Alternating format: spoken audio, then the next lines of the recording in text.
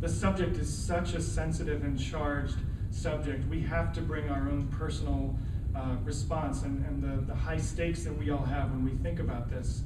We have to bring that to the story to make it have the impact that I think it needs.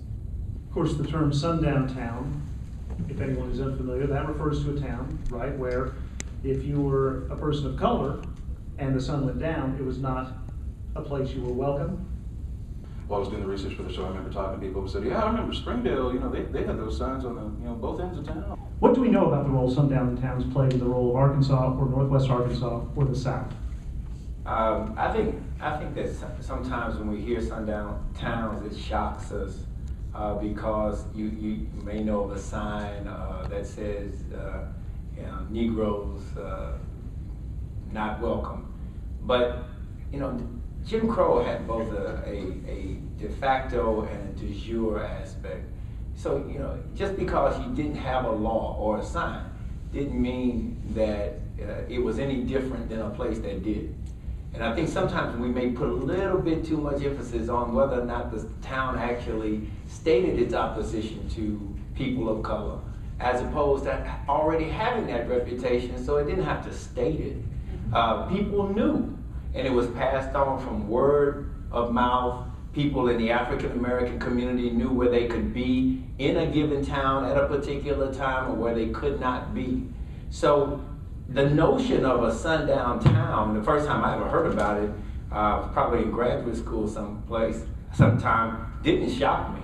As a matter of fact, I was more amazed that more towns weren't sundown towns, because my assumption was that that was just kind of common, that you just assumed that there were towns in various states, particularly in the South and the Midwest, where African Americans were not welcomed. And if they were welcomed in the town, there were parts of the town where they were not welcomed. Here I was as a white guy writing this play about racism that has some very harsh stuff going on in it. And that was my initial fear, was I'm gonna get slaughtered at that talkback. Oh, that's gonna be very bad. People are gonna be very upset. But it wasn't. I mean, there was a whole, it was very cathartic, it felt like. People in the audience started talking about the stories. Well, I remember when that happened, oh, well, my grandma, she, da da da da. And so it was, so it was very helpful in that aspect to me that it got the audience talking and having a conversation amongst themselves. I mean, they were talking to each other about what had happened in their lives. So to me, I listened to them tell those stories. In the Encyclopedia of Arkansas, for quite a bit of research, and I was researching different things from different time periods, and I came across this idea of sundown towns in Arkansas. And one of the images that I found was an ad. It took us into the realm of kind of gender and women and how society placed real controls on what women could do.